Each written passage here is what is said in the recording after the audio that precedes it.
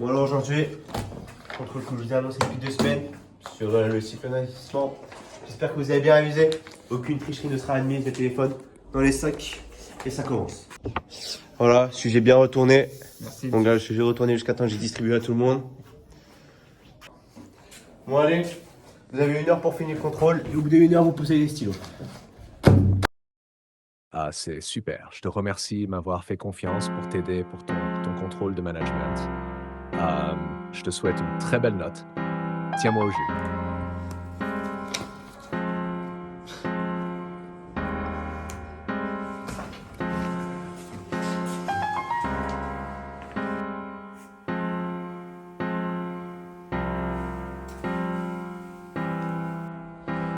Alors comme ça on triche, pour la peine, ce sera 0. Non, monsieur. Monsieur Jan, s'il vous plaît, monsieur Jan.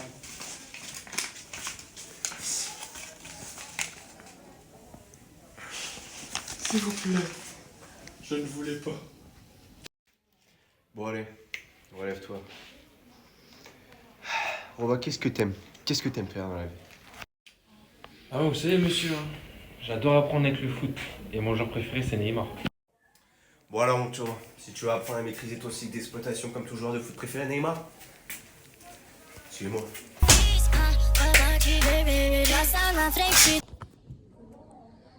Bon alors du coup, monsieur Jan, ça sert à quoi le bilan fonctionnel?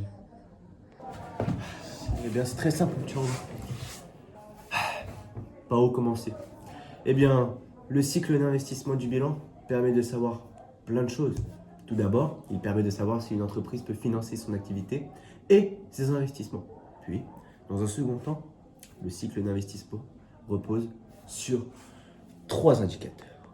Dans un premier temps, le BFR, dans un second temps, le FRNG et pour finir, l'ATM, trésorerie nette. Mais monsieur Jan, je me pose une question. Comment on calcule le BFR, le FRNG et la TM? Alors mon petit Robin, c'est très simple. Pour commencer, on a le fonds de roulement net global, tout dit le FRNG. Le FRNG correspond aux ressources stables moins les emplois stables. Lorsqu'il est positif, cela signifie que l'entreprise dispose de ressources suffisantes pour financer ses investissements. Donc voilà pour le FRNG. Dans un second temps, on a le besoin en fonds de roulement, dit le BFR. Le BFR correspond à l'actif circulant moins le passif circulant. Un BFR positif montre qu'il existe un décalage entre les paiements des clients et ceux des fournisseurs, ce qui crée donc un besoin de financement. Un BFR négatif représente au contraire une ressource pour l'entreprise. Donc voilà pour le BFR.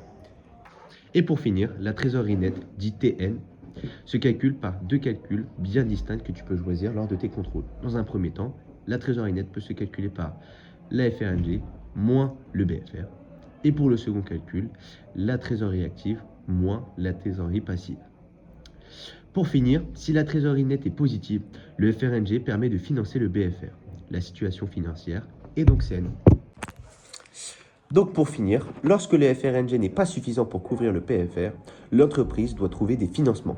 Ces financements peuvent être externes, comme un emprunt bancaire par exemple, un découvert autorisé, un crédit bail ou des subventions.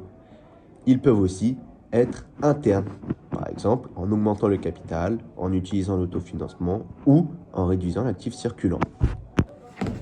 Et voilà mon petit Robin, j'espère que toutes ces explications t'auront permis de savoir qu'est-ce que le cycle d'investissement et qu'ils n'auront plus aucun secret pour toi.